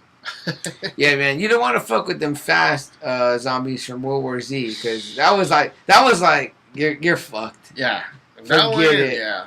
The fast zombie is like... That's scary. That's pretty fucking scary. What's up with it? We gotta hear your list. I mean, Rizzo says real quick, I'm good with not watching Avatar. Okay. Let's just leave it wherever the fuck it is. For me, I'm going Walking Dead first. That would be probably the first world I'm going to. Planet of the Apes. I think I'd be okay. Go somewhere where the apes aren't around. Mad Max and then Terminator. Mad Max is just fucking scary because all those fucking humans just turn into complete fucking savages. So this is in order from the one you would be most okay with, to the worst. Yeah, so we agree that it's cyborgs that you're just like... And cyborgs, no. And like you're fucked. Like Mad Max 2, that's pretty fucking scary. Road that's Warrior, scary. Fury Road. Oh, no. That opening scene of Fury Road. I agree. Fucking terrifying. I agree that those are fucked up. Yeah. Yeah. Dead Boys or whatever they're called. It's, what's his name? Is one Beast, right? Yeah, Beast. Yes, Beast. Yes, Nicholas Hoult or something. You won't believe this, but I barely watched it for my first time like this year. Yeah, I remember. Like, at the beginning of this year. You borrowed my trilogy. Yeah, I was like, that's a pretty badass movie. That one is, that one's really good. He did a really good job. The only one I could really say I could watch over and over besides that one is Road Warrior. The first one. No, Road Warrior. The first one's pretty boring. Yeah, that first one is pretty boring. So you're talking about the second Road Warrior, yeah, where he's driving the tanker with Lord Humongous in the mask. Yeah, that one's cool. Yeah. Out of those 4 movies though, that one's probably the most influential though. I mean, there was so many looks. Wrestling took a huge fucking part of that movie. Weird Science too. Weird Science, yeah. Yeah, like... so I mean, but yeah, that was our topic. We would have gone more into it, but it's okay. I love discussion. Punisher, Wolverine. No, man, that was a great talk, whatever. I mean, but still, we got it out. I mean, and the truth is, I mean, like there it is. I mean, it's like I said, guys, CM threw it down earlier, man. If you guys want to do a big roundabout about the Batman sometime next week, if you guys have the schedules, just let us know. Man, that'd be awesome. I wouldn't mind, some of the guys here. So yeah, we get maybe a few of the guys here who can, and then we get the rest maybe virtual or whatever. But basically, it is, us and you all talking about it. We know we have some hardcore Batman. I'm sure most of our fans are going to see it sometime this weekend. I saw one of the guys said he was there already. Okay. Today, so yeah. Rizzo says, "Dude, the cyborgs would murk us out so fast. Would be tapped into computers and GPS accuracy, blowing us away." Oh yeah, they fucking wiped us. It's also like iRobot almost, because that was where that one was going. Yeah. And then like if you think of like I Am Legend on the Will Smith tip, it's like that's pretty much zombies too. I did almost put that one. I've heard vampires, and that's not good either. Like the original plot was vampires. And speaking of that, are you going to see Lestat? Oh, the show, right? Yeah. It's on Hulu? It's only on streaming. Is it on Hulu? I thought it was AMC Plus.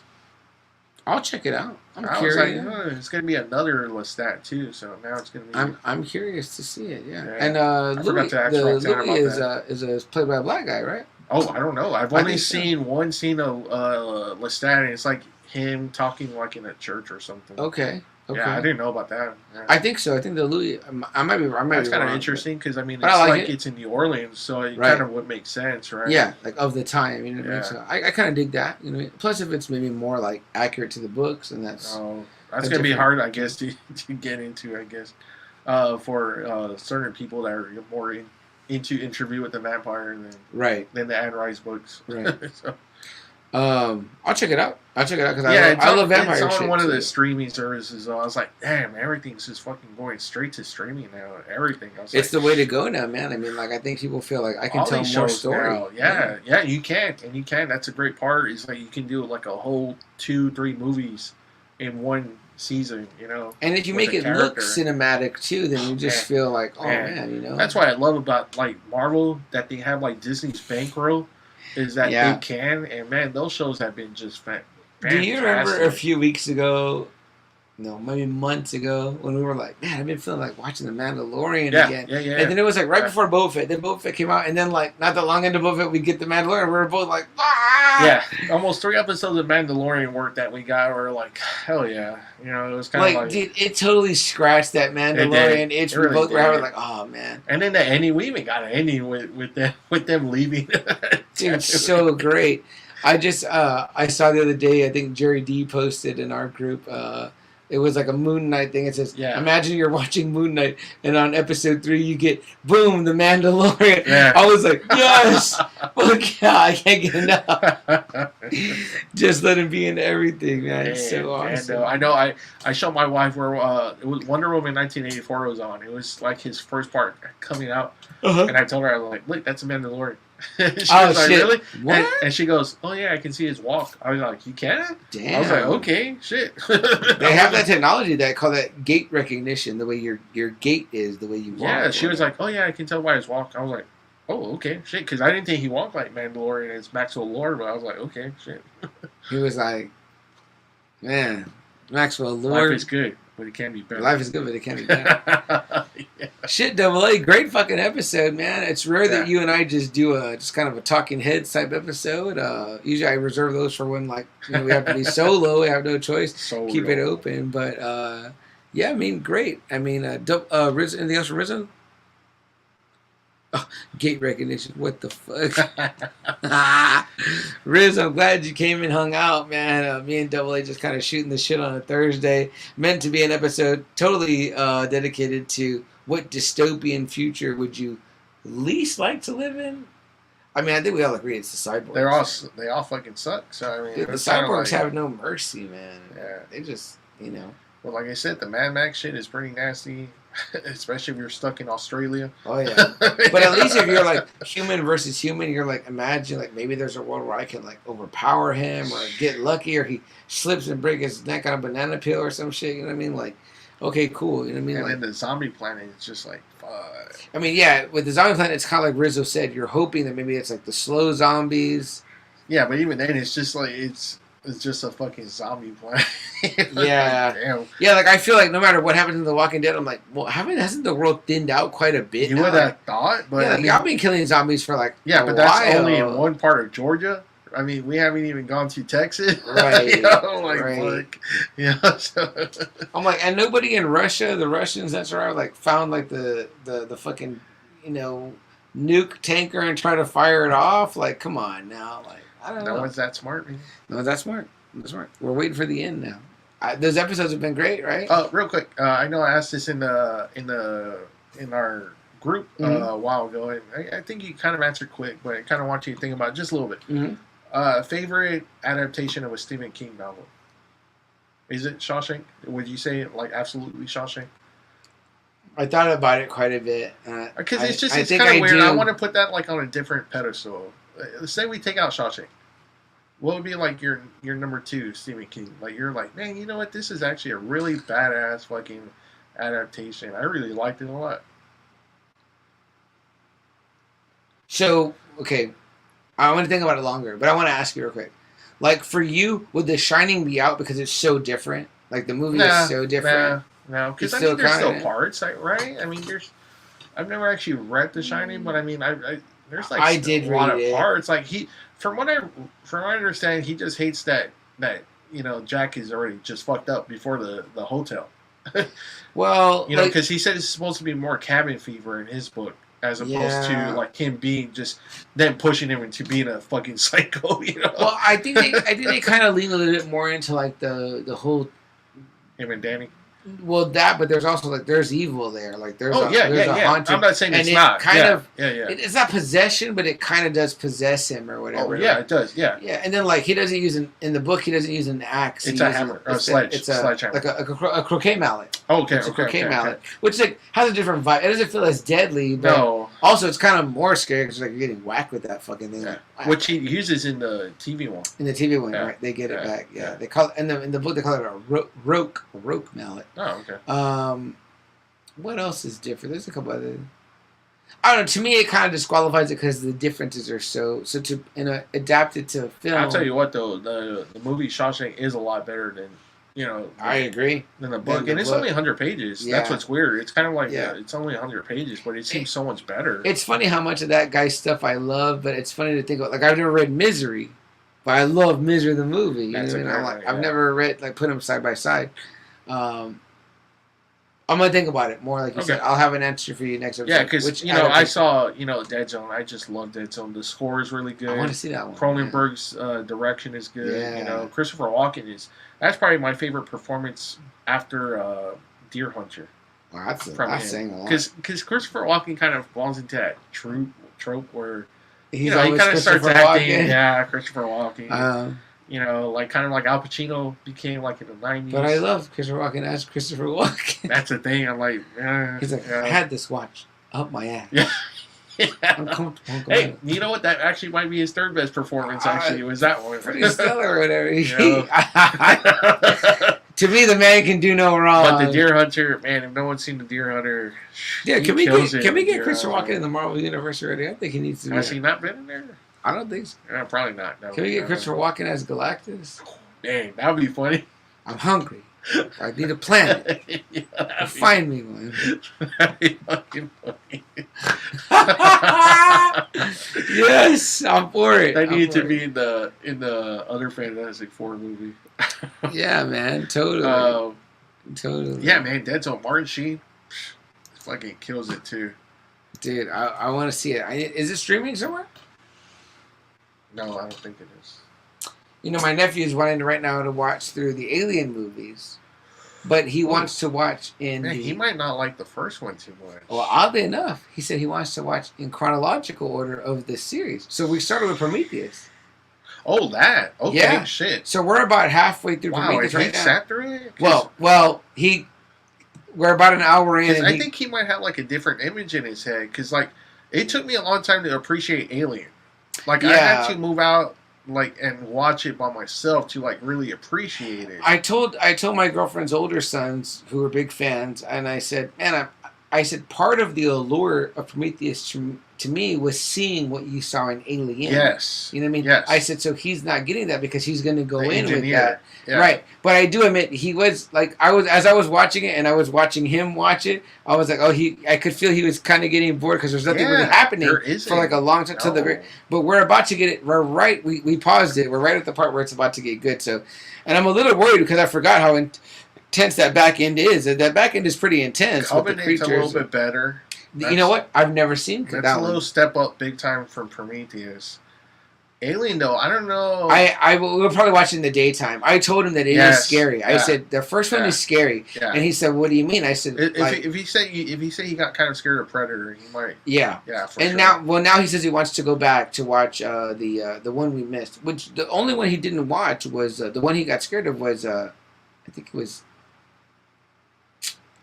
AVP 2 or whatever. Okay. For some reason in the beginning, I think it starts out in the sewer and it's dark. Yeah. And when I watch movies like that, I put us in the living room and I make it dark in there. Yeah. So that's kind of a lot. Yeah. So I said with Alien, I'm like, we'll watch it at the day. Like I'll keep the shades open a little bit because that one freaks me out. It's like a horror movie. That one's like a straight horror movie. Yeah. So, but we'll see what we get. I'm hoping he'll like Aliens or whatever, and it's a chance for me to kind of rewatch. That one he might be a bigger fan of. The Space Marines? Yes, because it's a lot more action. Right. Yeah. Right. So I'm looking forward to kind of watching. Man, so you're gonna watch even like Resurrection? He says, he says we're gonna go. I bought a 6-disc set double A. It's like supposedly all the way through to Resurrection. Wow. So yeah, because it's Aliens, Alien 3, Resurrection, and then we've got Prometheus and Covenant in there. Yeah. And then you're even watching the 2 AVPs. Wow. Well, yeah, we've had those yet, but we'll probably go back watch it at the end. Although we were kind of saying it's not really canon, right? Because according to the Alien series, there's no alien. The xenomorph doesn't appear until Prometheus time when we see that one get born. But according to the Alien versus Predator, it's like they already existed because they go to Earth. So you know what? That was just a cool thing. You know that I thought that was cool. Dark Horse that just did in the 90s. I thought it was badass. Those are badass. And Predator 2, the famous scene where they have the alien head. Yeah. So. the fight was. I was like, the fight pretty worthy. Yeah, I hate that they make the Predators suck ass all the time. I mean, they just suck balls all the fucking time. Alien. No, Predators. Oh, yeah. Man, the aliens kick their asses. Oh, yeah. The aliens are badass. They even won. I would say they won at the end because he pops out of that one fucking Predator at the end. Even in Prometheus, I was watching, I was like, wow, even the version of the alien that's here is like... Yeah, the fucking engineers, got their asses kicked. Yeah, still better. I was like, oh, man, y'all suck balls. Yeah, y'all are no match for the fucking aliens. No. What does that Rizzo say here? He says... Banana peel. Okay, the banana peel. Hilarious. Man, it's cool that he wants to see all those movies. It's just, man, he might not, like... Yeah, it's going to be fun for me to watch through with him. No, it's going to be cool, but it's just, man, I think he's just thinking, there's going to be action. Action, right. That first one is like a slow burn. Oh, very slow burn. Which I love that. I love that about that one. Yeah. You know what I just saw the other day? Double A was on TikTok. It's a dad. He goes, he's filming, but he's saying, I've been waiting for this moment since they were born, and he's watching Star Wars with his 2 girls. They look like they're probably about between 8 and 10. He's filming them. And you can hear in the background the part. You know what I mean? And it's like, then he turns to the screen. The wife's there too, and it turns to the screen, and it's like, no, Luke, I am your father. And the little girls are like, oh my god, and they're so hyped. And like he's like, he's like, you can see his little typing the captions, and he's like, I've been waiting for this moment. Yeah. He's like, is this parenting done right? And I said, man, I wish I could remember. I wish too. That. Man. And I said, not only do I wish I could remember Khalil's moment with that, I wish I could remember my own moment. I don't remember that at all. Like it always seemed like I always knew he was his dad. So, dude, one day, your kids may bring you grandbabies. And one day, that's gonna be the time. Yeah. One day, my girlfriend's kids and my nephew may bring grandbabies. We got to make that happen because I would love. Now, how are you doing that? For them to not have knowledge. How are you doing that? Are you gonna show them all the way through and ruin that, or are you gonna do like how we saw it, the original trilogy first, and then the prequels? You know what? It's gonna be so hard because for them in the information age to avoid it if they know we like it. But so what we've if got they to get you what right if they away. don't dig? Like, what if they don't assume Star Wars is not even in their world until we show them? How are you gonna do it? Are you still gonna do the original trilogy like how we saw it, and they get that big surprise? Yeah. No, yeah, you show it to them the way we saw it. You have to do it, right? Yeah. Like that? Yeah. Yeah, it makes you wonder, though, right? Is it more devastating the other way? I'm not trying to kill the kids' hopes and dreams. I just got to show them and then be like, no, but I mean, if they're watching like part 1, 2, and 3, you're just kind of like, oh, okay, shit. So, when they get to Star Wars, they're like, oh, look, it's Luke when he's grown up now. Right. I don't know. I don't know. It's hard because, that's. I would say the way we ingested it. Yeah. Because I always think about how me watching the first that's three just VHS. one of those shocking moments, that you're just like, oh, shit. Now let me ask you a question. What age do you do it at? Because they digest information so fast now. Because Khalil had already seen the original Star Wars trilogy when he was, like, little. He was watching them on DVD, that gold box. Yeah, I remember he was. Yeah, He was into it for a while because he would keep playing on and he was pretty little. See, that's like another movie that you're just like, man, they have to, like, really kind of pay attention to because, like...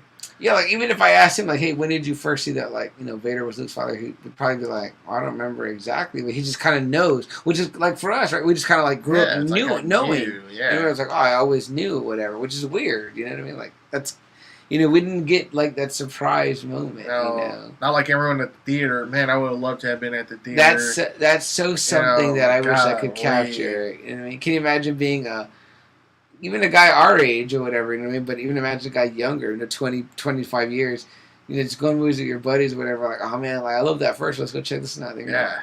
Oh my God. I would just, I can't imagine what it would have been like. It would have been incredible. Like, I wish I could remember my moment realizing that, like, what? That's amazing. It's amazing. But, AA, man, it's been a show. It's been a hefty one without a lot on our topic, but I loved it anyway because it was an open kind of forum type thing. Anything else you want to add? Say, do. No, just let me see. Watch Batman, and because next week we already announced it. That's going to be hopefully. I think it's going to be our topic, right? I think if we so. can't get the guys, with or without them, I think we're going to be talking Batman. But we've thrown down the gauntlet and we've thrown the batarang right at Anthony Caruso from Tip the Podcast. And it's going to be Jerry Davila. Friday, right? We'll be back Friday.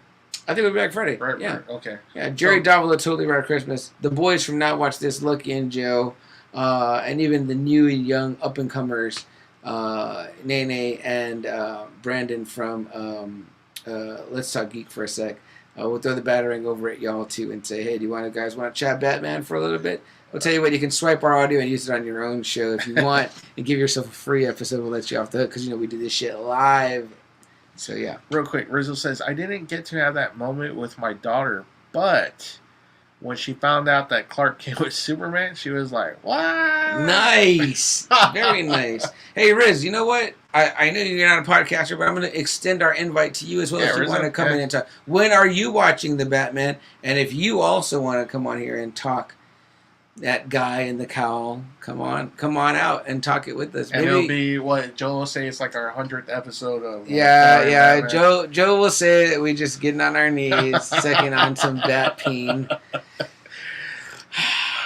Oh, it's our duty. He said he's gonna go try and see it on Sunday. Cool. Oh, okay. So Riz going a little later. Okay. I admire that. I admire. So we should all be pretty well versed into. Pretty well versed. Totally up to you, Riz, if you want to join us virtually or potentially even in studio, depending on if how AA feels about getting people. Or how you feel. I know you're kind of leery about getting close. Rizzo, I know Rizzo's kind of like. I think we're pretty good now, right? We're feeling pretty good. Yeah, I am. Yeah. So maybe unless Joe wants to set us up in his new Casa Rita. Apparently, he has dedicated podcasting. That's right. He did. He did. So Joe will throw that out. I'm sure his wife was like, "What the fuck?" She's like, "No, these motherfuckers ain't coming to my new house. Take your shoes off, motherfucker." Damn. So, but if not, Rizzo says he'd love to do it. Okay, cool. There you go. That's one confirmed right now. The batarang was thrown and one response thus far. So at least there'll be 3 of us talking the Batman next Friday night. Possibly. Supposedly, from what I heard real quick, it's like kind of like the only kind of spoiler thing I heard was that it's supposed to be like a year 2 Batman. Okay. That's the only thing I read. That's the only thing I cared about. So I was like, oh, year 2. Okay, so I'm hyped. It's not year 1. It's not Christian Bale. Year 1. It's year 2. So. Yeah. I'm always watching normally at City Base. I like just watching like a first straight. I like that too, man. That's my theater, but man, they really got attached to fucking Mayan. So I was like, damn. Yeah, and then so for me, it was kind of like I brought up the idea of like not missing out on like either the seats or the IMAX. The seats won. My nephew was like, "Oh, let's see the seats." It's at Cinemark at Macrelis. So tomorrow I'll be like, well, hopefully as I'm getting beat down. So we'll see what's up with that tomorrow. Yeah, guys. Previously, we had announced, and I haven't really gone over this with you yet, but we had announced that we were going to do a March 12th show over at Rolling Oaks Mall. But I think we are moving that date to April. I'm pretty sure. Yeah, you have some commitments. So I'm fine with. I'm not like, oh man. And we have one commitment we also both got to kind of honor in regards to our good buddy Mario Delgado, Authority Comics, Swan Song, but. We're gonna do those things. We're gonna move the Wrestle Shop show to one of their ones in April, and we're gonna pin down which one it is, and then we'll let you guys know for sure. Yeah. So good stuff. Rizzo says I'm much better now. Oh, he says I look good. Glad to hear it. Rizzo says then we're counting on you, bud. So whether you want to be in person or join virtually, let us know. Well, we gotta still figure out who's gonna. Gonna be here, so I think we can accommodate 1, 2, 3 more sets of headphones. Well, not just that, but we just gotta see who's actually gonna do it. So we're here for it. Oh, and the Raddies. Yes. Tomorrow, I think they get announced. I don't know when. What? Right? Okay, I think you might be right. Yeah, or is it tomorrow the last day to vote? Tomorrow might be the last day to vote. Okay. I think. Okay. I need to. Tomorrow's the last day to vote. So go out there, go to the Raddies, go to the Google Doc. It's on our Facebook page. It's on Jerry Davila's Facebook group. His page for Totally Rad Christmas. Click on the link. It's just a Google Doc. You got to vote in every category, but make sure anytime you see the AA and the CM, you vote for us. And if you just see one of the other, then vote for that one. AA and I are nominated in several categories, and then I'm in a few other ensemble. You're actually finding yourself in one of them.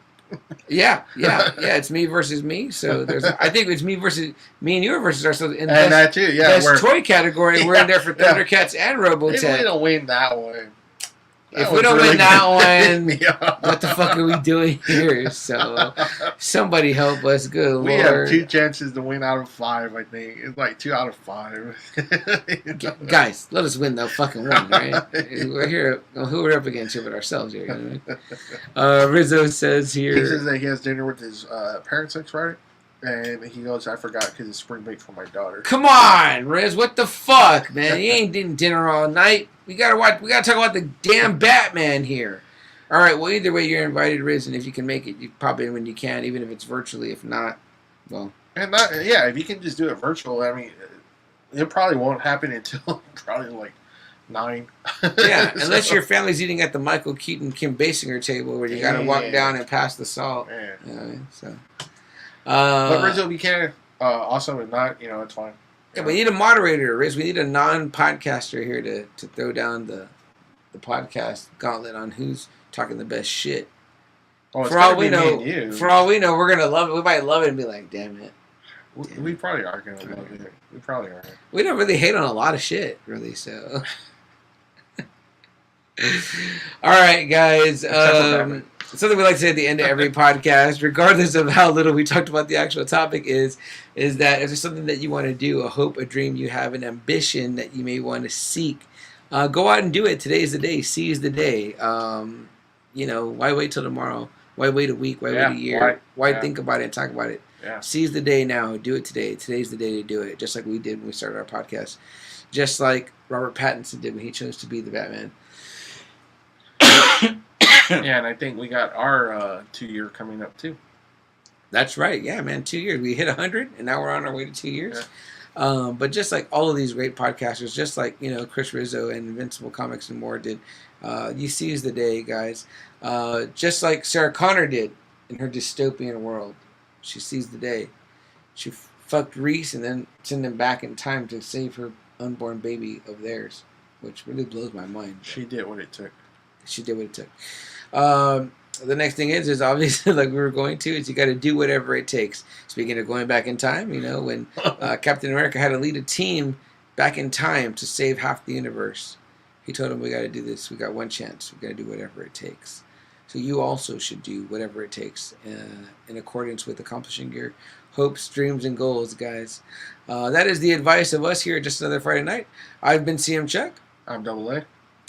And have a good night. And we'll see you next week talking the Batman. Good night, y'all.